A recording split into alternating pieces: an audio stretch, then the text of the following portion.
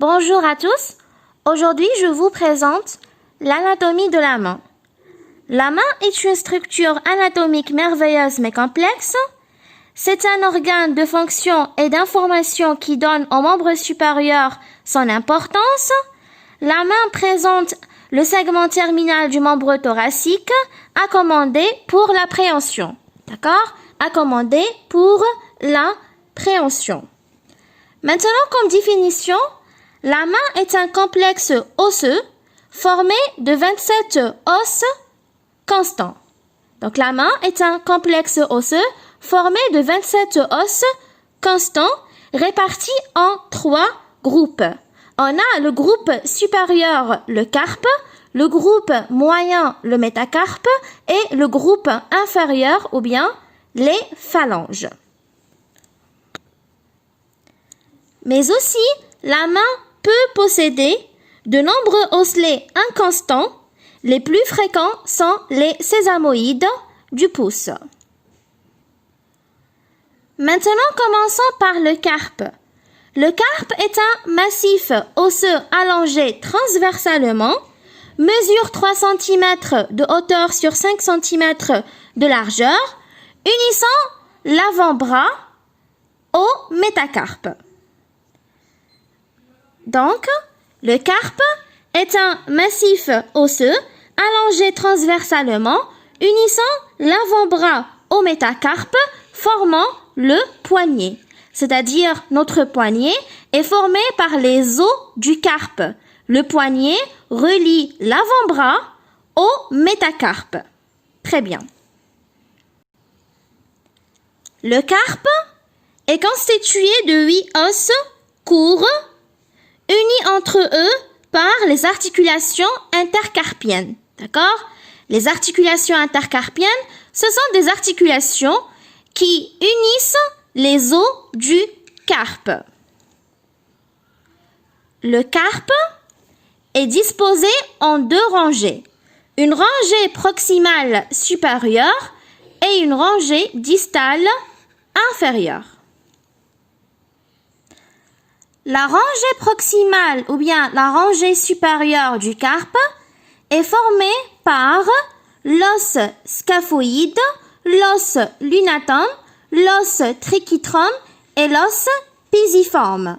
Par contre, la rangée inférieure ou bien distale du carpe est formée par le trapèze, le trapézoïde, le capitatum et l'amatum. D'accord? Donc, la rangée proximale ou la rangée supérieure du carpe est formée par le scaphoïde, lunatum, trichitrum et pisiforme. Et la rangée inférieure ou bien la rangée distale du carpe est formée par le trapèze, le trapézoïde, le capitatum et l'amatum. Très bien. Maintenant pour le métacarpe. Le métacarpe constitue la région palmaire ou bien la paume de la main, c'est-à-dire كف اليد. Donc, il est constitué de 5 os de type long, d'accord, unis au carpe par les articulations carpo-métacarpiens, unis aux phalanges par les articulations métacarpo-phalangiennes. Les métacarpes sont dénormés du M1 au M5 en allant du pouce vers le petit doigt. D'accord? Donc, je répète, les métacarpes sont dénormés du 1er au 5e, du M1 jusqu'au M5 en allant du pouce vers le petit doigt. Les 4 derniers métacarpiens sont unis entre eux par les articulations intermétacarpiennes. Et les métacarpes délimitent entre eux des espaces appelés les espaces interosseux. Chaque métacarpe présente une diaphyse, d'accord? Son axe est incurvé en avant et aussi trois faces. Une face postérieure, elle est en arrière. Une face antéro-médiane vers le petit doigt et une face antéro-latérale vers le pouce, parce que le pouce est dirigé en arrière. D'accord? Et aussi, l'os du métacarpe présente trois bords. Un bord antérieur, d'accord? Un bord médial vers le petit doigt et un bord latéral qui est à l'extérieur, dirigé vers le pouce. Très bien. Donc, je répète, comme j'ai déjà dit, le métacarpe est un os plus ou moins lent qui présente un corps qui est la diaphyse, d'accord? La diaphyse présente trois faces, une face antéro-médiale dirigée vers le petit doigt, une face antéro-latérale, c'est-à-dire dirigée vers l'extérieur, vers le pouce, et une face postérieure qui est en arrière. D'accord? Et aussi, il présente trois bords, un bord antérieur, un bord médial et aussi un bord latéral. D'accord?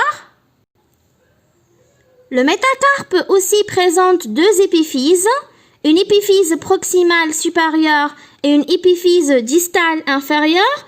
L'épiphyse proximale supérieure nommée la base, elle est quadrilatère et elle présente des facettes articulaires. Et l'épiphyse distale qui est la tête, elle est articulaire et elle est arrondie. Donc, le métacarpe présente deux extrémités. Une extrémité supérieure ou l'épiphyse proximale, c'est la base, d'accord? Elle est quadrilatère et elle présente des facettes articulaires pour s'articuler avec le carpe. Et aussi, le métacarpe présente une épiphyse distale ou bien une extrémité inférieure nommée la tête, d'accord? Regardez, elle est articulaire et aussi, c'est-à-dire elle s'articule avec les phalanges et aussi elle est arrondie. Très bien. Regardez, le premier métacarpe est le plus court et le plus volumineux et sa base présente une seule surface articulaire. D'accord? Donc le premier métacarpe est le plus court mais le plus volumineux par rapport les autres et sa base présente une seule surface articulaire. Le deuxième est le plus lent. D'accord? Le troisième présente sa base, c'est-à-dire sa base s'articule avec le capitatum et les deux métacarpes adjacentes. Donc, le troisième métacarpe, c'est-à-dire le M3, sa base s'articule avec le capitatum du carpe, mais aussi elle présente deux surfaces articulaires pour s'articuler avec les deux métacarpes adjacents, c'est-à-dire le M2 et le M4. Et le quatrième métacarpe, il est grêle, c'est-à-dire raqiq par rapport au premier métacarpien qui est le plus volumineux. Très bien. Maintenant pour les phalanges. Les phalanges sont des os longs, constituent le squelette des doigts. Chacun de ces doigts présente trois phalanges, à l'exception du pouce qui présente que deux phalanges. Très bien.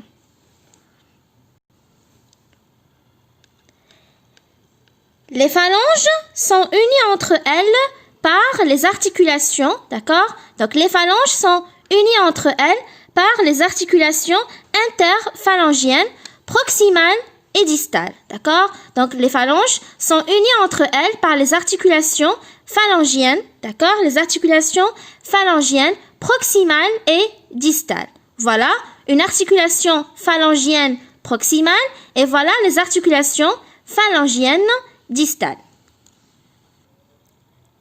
et merci et bon courage.